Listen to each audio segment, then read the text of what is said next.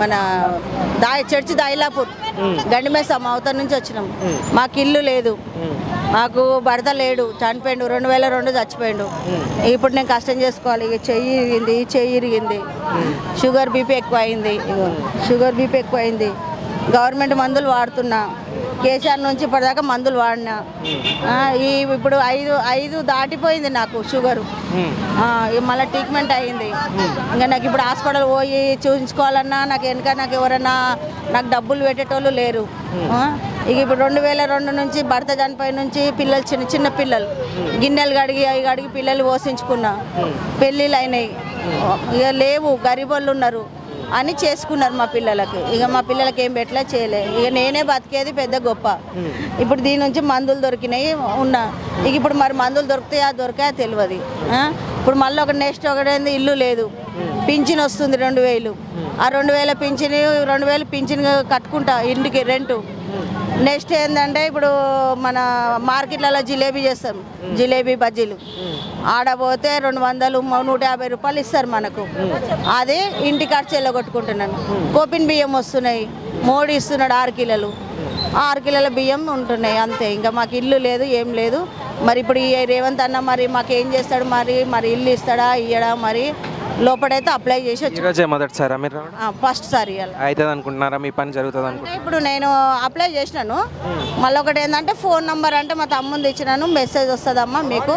మరి చాలా మందికి కూడా ఇలానే మెసేజ్లు వచ్చాయంట, చాలా మందికి పనులు జరగలేదని మళ్ళీ వస్తున్నారు. జరగకపోతే మేము ఇక్కడనే ఉంటాం కదా, ఇక్కడే ఉండిపోతాం మేమైతే. నాకైతే ఏం లేదు, ఉన్నోనికి 4 ఉన్నాయి, 5 ఉన్నాయి, 10 ఉన్నాయి. మరి ఉన్నోనికే నువ్వు ఇస్తుంటే మరి మేము ఎక్కడ పోవాలి? మేము ఇప్పుడు గరీబోళ్ళము, ఇక్కడ వచ్చి ఉంటాం. మాకు తిండి పెట్టురు, రూమ్లు ఇయ్యరు, ఇక్కడే ఉంటాం. జాడు కొడతాము, ఇక్కడ జాడు కొడతాను. కనీసం మంచినీళ్ళైనా పెట్టారు, మంచినీళ్ళు పెట్టిరు, మర్యాదలు బాగానే ఉన్నాయి. ఎవరికి ఏమి ఇబ్బంది కాకుండా ఉన్నది. లైన్ నుంచి పంపిస్తున్నారు, అది ఏ దానికి లోటు లేదు. ఒక కాడికి నయమే. ఇప్పుడు కేసీఆర్ ఉన్న కాడికి ఇప్పుడు ఈయనైతే బాగానే చేస్తున్నాడు. కానీ ఇదే పద్ధతిగా నువ్వు ఆడపిల్లలకు మన చర్చి దాయిలాపూర్ గండిమేసమ్మ అవతల నుంచి వచ్చినాం. మాకు ఇల్లు లేదు, మాకు భర్త లేడు, చనిపోయిండు, 2002 చచ్చిపోయిండు. ఇప్పుడు నేను కష్టం చేసుకోవాలి. ఇక చెయ్యి ఇరిగింది, షుగర్ బీపీ ఎక్కువ అయింది. గవర్నమెంట్ మందులు వాడుతున్నా, కేసీఆర్ నుంచి ఇప్పటిదాకా మందులు వాడినా. ఇప్పుడు ఐదు దాటిపోయింది నాకు షుగరు. మళ్ళీ ట్రీట్మెంట్ అయ్యింది. ఇంకా నాకు ఇప్పుడు హాస్పిటల్ పోయి చూపించుకోవాలన్నా నాకు ఎవరైనా నాకు డబ్బులు పెట్టేటోళ్ళు లేరు. ఇక ఇప్పుడు 2002 నుంచి భర్త చనిపోయి నుంచి పిల్లలు చిన్న పిల్లలు గిన్నెలు కడిగి పిల్లలు పోషించుకున్నా. పెళ్ళిళ్ళు అయినాయి, ఇక లేవు, గరీబోళ్ళు ఉన్నారు అని చేసుకున్నారు మా పిల్లలకి. ఇక మా పిల్లలకి ఏం పెట్టలే చేయలే. ఇక నేనే బతికేది పెద్ద గొప్ప. ఇప్పుడు దీని నుంచి మందులు దొరికినాయి ఉన్నా. ఇక ఇప్పుడు మరి మందులు దొరికాయా తెలియదు.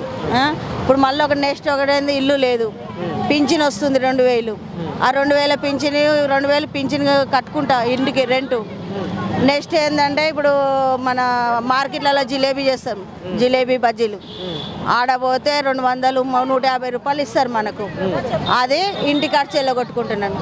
కోపిన్ బియ్యం వస్తున్నాయి, మోడీ ఇస్తున్నాడు 6 కిలోలు, 6 కిలోల బియ్యం ఉంటున్నాయి అంతే. ఇంకా మాకు ఇల్లు లేదు, ఏం లేదు. మరి ఇప్పుడు ఈ రేవంత్ అన్న మరి మాకు ఏం చేస్తాడు, మరి ఇల్లు ఇస్తాడా ఇయ్యడా, మరి లోపడైతే అప్లై చేసి వచ్చి మొదటిసారి మీరు ఫస్ట్ సారి అవుతుంది అనుకుంటున్నారా? మీ పని జరుగుతుంది అనుకుంటున్నా? ఇప్పుడు నేను అప్లై చేసినాను. మళ్ళీ ఒకటి ఏంటంటే ఫోన్ నంబర్ అంటే మా తమ్ముంది ఇచ్చినాను, మెసేజ్ వస్తుందమ్మా మీకు. మరి చాలా మందికి కూడా ఇలానే మెసేజ్లు వచ్చాయంట, చాలా మందికి పనులు జరగలేదని మళ్ళీ వస్తున్నారు. జరగకపోతే మేము ఇక్కడనే ఉంటాం కదా, ఇక్కడే ఉండిపోతాం మేమైతే. నాకైతే ఏం లేదు, ఉన్నోనికి 4 ఉన్నాయి, 5 ఉన్నాయి, 10 ఉన్నాయి.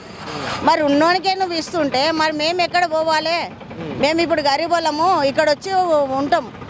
మాకు తిండి పెట్టురు, రూమ్లు ఇయ్యరు, ఇక్కడే ఉంటాం. జాడు కొడతాము, ఇక్కడ జాడు కొడతాను. కనీసం మంచినీళ్ళైనా పెట్టారు, మంచినీళ్ళు పెట్టిరు, మర్యాదలు బాగానే ఉన్నాయి. ఎవరికి ఏమి ఇబ్బంది కాకుండా ఉన్నది. లైన్ నుంచి పంపిస్తున్నారు, అది ఏ దానికి లోటు లేదు. ఒక కాడికి నయమే. ఇప్పుడు కేసీఆర్ ఉన్న కాడికి ఇప్పుడు ఈయనైతే బాగానే చేస్తున్నాడు. కానీ ఇదే పద్ధతిగా నువ్వు ఆడపిల్లలకు అందరికీ న్యాయం చేసి ఇది చేయాలి.